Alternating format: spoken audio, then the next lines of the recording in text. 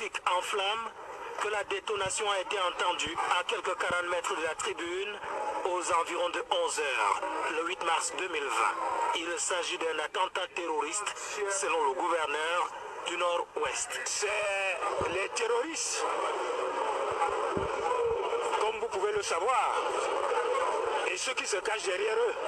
L'incident a eu lieu pendant que le gouverneur s'adressait aux femmes, mais n'a pas stoppé l'engagement de ces dames, galvanisées dans leur parade par le gouverneur et ses proches collaborateurs, descendus dans les wagons du défilé. Que les populations de la région du Nord-Ouest comprennent que trop c'est trop. Il faut qu'on se mobilise pour mettre hors d'état de nuire l'ennemi commun qui veut installer le chaos dans notre pays, dans notre région et déstabiliser nos institutions. Nous allons par conséquent redoubler de vigilance, mais surtout renforcer les mesures pour que cela ne répète plus. Au moment où nous quittions les lieux, les éléments du Corps national des sapeurs-pompiers s'attelaient à éteindre les flammes issues de la détonation. Des sources militaires, l'incident a causé des blessés transportés à l'hôpital régional de Bamenda. Population en larmes qui rend un ultime hommage au docteur Adamou Damdjoya, ancien député et maire de la ville de Fumban. De la somme des témoignages, que ce soit des élus du Noun que des membres de la famille, la disparition du docteur Adamou Damdjoya est un vide difficile à combler. Cet homme qui était devenu de prix, un homme épris d'amour, un homme qui n'avait qu'un mot à sa bouche, éthique et amour. Tout au long de sa vie, il s'est battu pour défendre le propos de l'amour. Sachez que le docteur Adamou Damdjoya a été d'abord mon mentor, il a été mon président. J'ai eu beaucoup de chance d'être son assistant à plusieurs niveaux.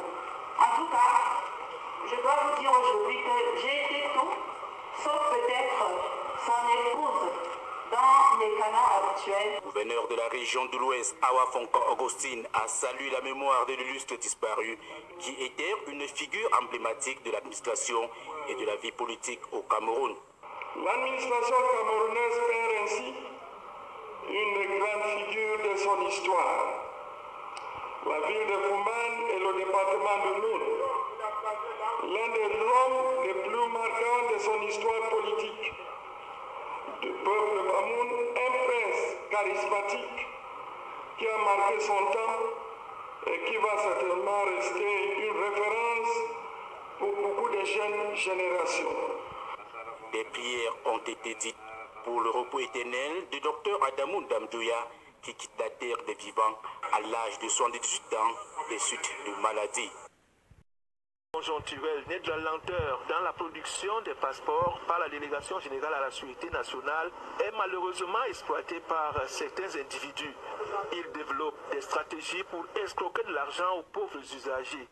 3 suspects, dont 2 agents de la police et un cadre d'appui du ministère des marchés publics, viennent de tomber dans les mailles des filets tendus par la police. Il y a une étudiante qui est arrivée pour renouveler son passeport. Elle a pris contact avec une policière pour lui dire comment ça doit se passer. La policière en question lui dit que le passeport express maintenant en 2 jours ça fait 400 000.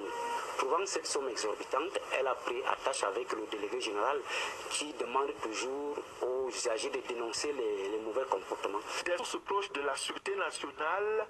Et en attendant le retour à la normale, seul l'établissement des passeports tient compte des urgences. Le passeport, c'est 78 000 selon la loi des finances. Lorsqu'un usager viendrait encore donner plus de 78 000 francs, cet usager lui-même sera arrêté et sera également déféré au parquet pour corruption. Toutefois, les usagers qui se risquent à de telles pratiques se verront épinglés pour corruption.